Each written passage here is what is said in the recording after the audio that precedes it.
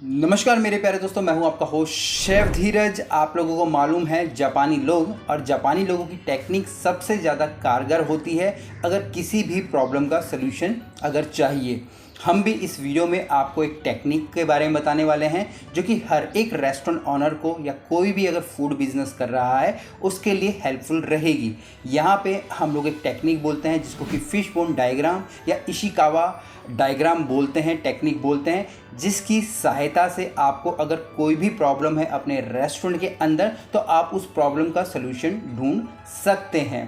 होता क्या है, जब भी हमें कोई प्रॉब्लम होती है तो हम लोग उस प्रॉब्लम के इर्द गिर्द घूमते हैं। ठीक है, मान लीजिए अगर हमारी सेल्स कम है, कस्टमर हमारे पास कम आ रहे हैं तो हम लोग क्या करते हैं, हम लोग अपने जो आउटलेट्स की टाइमिंग है वो बढ़ा देते हैं या जो क्वालिटी में है उससे कॉम्प्रोमाइज़ करने लग जाते हैं या फिर स्टाफ को हम लोग कम करने लग जाते हैं, पर एक्चुअल में वो सही सलूशन नहीं होता है। यहाँ पे आपको एक फ़िश बोन डायग्राम भी दिख जाएगा। ठीक है, इसमें आप बोल सकते हैं 3 बोन होती है, सबसे ऊपर की, बीच की और नीचे की। ये लगभग एक मच्छी की तरह ही दिखता है और इसके जो मुंह होता है उसको हम लोग बोलते हैं इफ़ेक्ट, कि भाई जो चीज़ें हो रही हैं, जो कॉज है, उसकी जो कॉज के जो कारण हैं, ठीक है, और उसके बाद जो इफ़ेक्ट उसके जो चेहरे पे या मुंह पे आ रहा है। यहाँ पे आपको एक समस्या लेनी है, चाहे वो आपकी सेल्स हो सकती है, चाहे अगर आपके पास मैन पावर नहीं टिक रही है वो हो सकती है या कुछ भी हो सकती है, बट आपको कंप्लीटली स्पेसिफिक रहना है। और ये आपको आप बोल सकते हैं अपने स्टाफ के साथ ही करना है, इंडिविजुअल नहीं करना है। किसी भी एक समस्या को जब आप देखते हैं, मैं ऑनर हूँ, मैं एक समस्या को देख रहा हूँ तो मेरे जो देखने का नज़रिया होगा वो बिल्कुल अलग होगा, बट जब उस समस्या को अलग अलग लोग, अलग अलग डिपार्टमेंट के जो आपके जो बंदे हैं वो देखेंगे, उनके देखने का नज़रिया बिल्कुल अलग होगा और फाइनली आप जज कर पाएंगे कि भाई एक्चुअल में जो ये प्रॉब्लम है उसका रूट क्या है, उसकी जड़ क्या है और फिर उन सब चीज़ों पर आपको काम करना है। यहाँ पे आपको चाहे तो अपनी जो स्टाफ की ब्रीफिंग के टाइम आप लोग ये कर सकते हैं, या जनरली मैं बोलूँगा कि आप वीक में एक बार कोई भी मीटिंग करें, एक बड़ा सा आप अपने पास बोर्ड रख लें, ठीक है, और उसमें ये जो फिश बोन का डायग्राम आपको इस तरफ आ रहा होगा, आप उसको ड्रॉ करें और ढूंढिए कि किस प्रकार से आपको क्या प्रॉब्लम है। यहाँ पे स्पेसिफिकली हम लोग जाते हैं कि हमारी सेल्स कम है, सेल्स कम है ऑनलाइन या ऑफलाइन। मैं बोलता हूँ हमारी ऑफलाइन सेल्स कम है, हमारे पास कस्टमर कम आ रहे हैं। अब यहाँ पे जो फ़िश के जो ऊपर वाली हैं वहाँ पे आपको सारे के सारे अपने डिपार्टमेंट्स लिखने हैं जो कि आपके रेस्टोरेंट के अंदर काम करते हैं।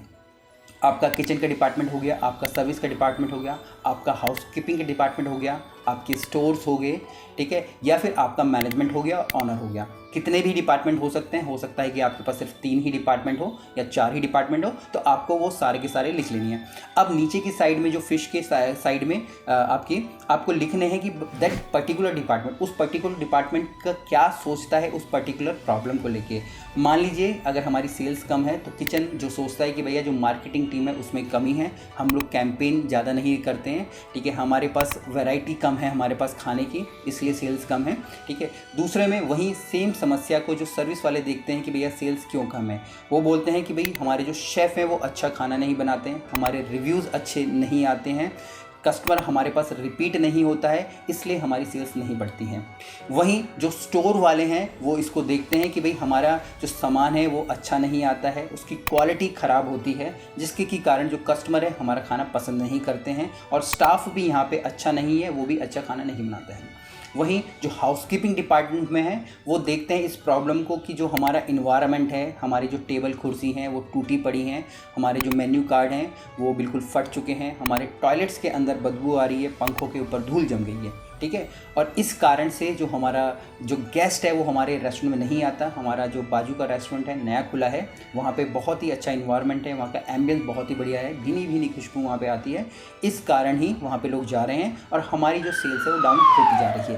अगर आप अभी यहाँ पे देखेंगे कितने सारे नए नए आप बोल सकते हैं प्रोस्पेक्टिव खुल गए हैं उस समस्या को सोचने के। वहीं जहाँ पे सिर्फ ऑनर सोच रहा था कि भाई अगर मेरी सेल्स कम हो रही है तो मैं स्टाफ कम कर दूंगा या फिर मैं अपनी क्वालिटी को कम कर दूंगा, ठीक है, इंग्रेडिएंट्स की, या मैं अपनी टाइमिंग बढ़ा दूंगा, बट वहाँ पे ही आप देखेंगे जब अलग अलग लोगों ने अपनी अलग अलग राय दी तो एग्जैक्ट प्रॉब्लम वहाँ पे पता चली। तो यहाँ पे आपको नोट डाउन करना है और आप देखेंगे जितनी भी समस्याएं वहाँ पे बताई गई होंगी मोस्टली उसमें से आपके ही डिपार्टमेंट में सॉल्व हो जाएंगी, मतलब कि वो आप लोगों को ही सॉल्व करनी होती है, बट एक्चुअल में समस्या का पता लगना सबसे ज़्यादा ज़रूरी है। अब यहाँ पे अगर मैं बोलूँ हमारी सेल्स कम हो रही है तो हो सकता है कि आपको जो अपने आउटलेट की है वो क्लीनिंग कराने की ज़रूरत हो, ठीक है। आपके पंखे गंदे हो, बहुत ज़्यादा आपके रेस्टोरेंट में गंदगी हो, वो आपको चेंज कराने की ज़रूरत हो, ठीक है। या फिर अगर आपके मेन्यूज़ 2 साल से वही चल रहे हैं और आपको लग रहा है कि भाई क्या चेंज करना, स्टाफ से बोलना, ये करना, ठीक है। हो सकता है कि वहीं अगर आप अपने मेन्यू चेंज करें तो सारी की सारी समस्याएँ दूर हो जाएँ।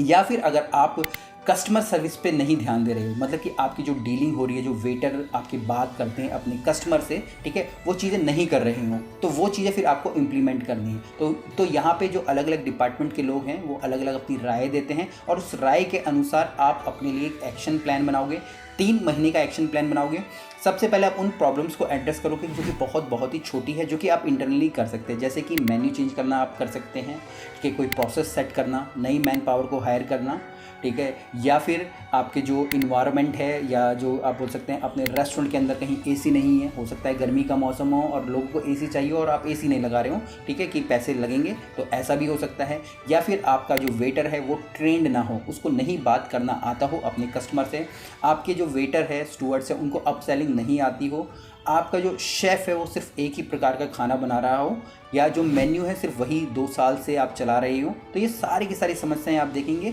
वो इंटरनल ही सॉल्व हो जाएंगी। तो यही जो टेक्निक होती है जिसको कि हम लोग फिश बोन डायग्राम बोलते हैं या इशिकावा डायग्राम बोलते हैं, जो कि एक प्रोफेसर थे इशिकावा, उन्होंने इस टेक्निक का इजाद किया था, ठीक है, जिसके के कारण वो हर एक समस्या, इवन अगर आप किसी दूसरे फील्ड में भी देखेंगे उसमें भी आप लोग यहाँ पे अपनी जो प्रॉब्लम का सॉल्व कर सकते हैं। यहाँ पे जो मशीन है, मैन है, इन्वायरमेंट है, प्रोसेस है, उन सब को देखा जाता है कि भाई कहाँ से एक्चुअल में जो प्रॉब्लम आ रही है, फिर उसकी बिल्कुल जो रूट है उसके ऊपर काम किया जाता है। तो आप भी अपनी कोई एक समस्या को पकड़ के इसी प्रकार से फिश बोन डायग्राम बना सकते हैं। ऊपर की तरफ आपकी जो सारे डिपार्टमेंट है उनको लिखिएगा, नीचे की तरफ उनको क्या क्या दिक्कतें हो रही हैं, उनके मन में क्या है उस पर्टिकुलर प्रॉब्लम को लेके वो देखिएगा, और नीचे फिर अपना एक्शन प्लान बनाइएगा कि भाई मुझे क्या क्या करना है। उम्मीद करता हूँ आपको ये वीडियो अच्छी लगी होगी और एक नई चीज़ आपको पता चली होगी। कुछ भी क्वेश्चन हो कमेंट्स में नीचे जरूर लिखिएगा। फिर मिलेंगे एक नए वीडियो में, तब तक के लिए